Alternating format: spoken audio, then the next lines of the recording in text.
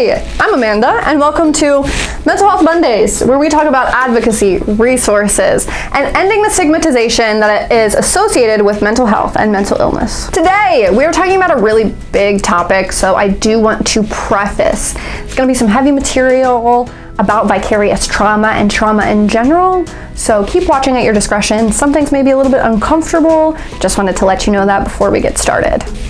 So, what exactly is vicarious trauma? Vicarious trauma can be associated with compassion fatigue and burnout both, which is why we talked about those in the last two Mental Health Mondays. But vicarious trauma is like burnout, but a lot different. So burnout, as you could see in the last video, you experience with kind of like an overwhelming with your lifestyle and your work.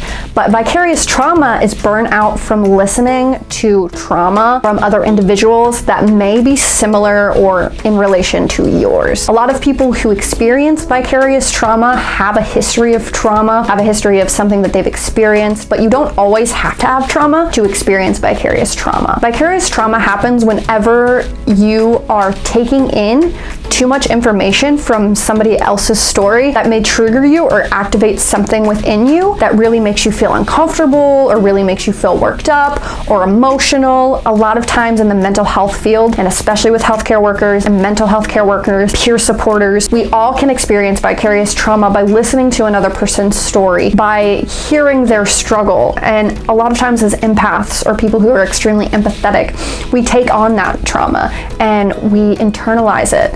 And sometimes it can really, really be a lot for us to take on and can leave us feeling exhausted, fatigued, just really, really overworked, and sometimes re-traumatized. What can we do about vicarious trauma? You can go back and watch our videos on self-care, compassion fatigue, and burnout to see some tips and tricks that will help you. But the most important thing when you're experiencing vicarious trauma is to focus on yourself and be really, really self-aware of the things that impact you. It's really okay to set boundaries with clients and professionals and peers if you need to keep that distance, or create that boundary and let them go to another peer supporter or another healthcare worker. It's really, really important that you work on yourself outside of your job and outside of the people that you're supporting to really take care of yourself. Self-care is vital. Boundaries are so important. It is okay that you experience vicarious trauma. It is all right. A lot of us do, especially those who struggle with trauma, can really, really be impacted and overwhelmed by another person's story. And that is okay. There's nothing wrong. It doesn't mean you're any less than,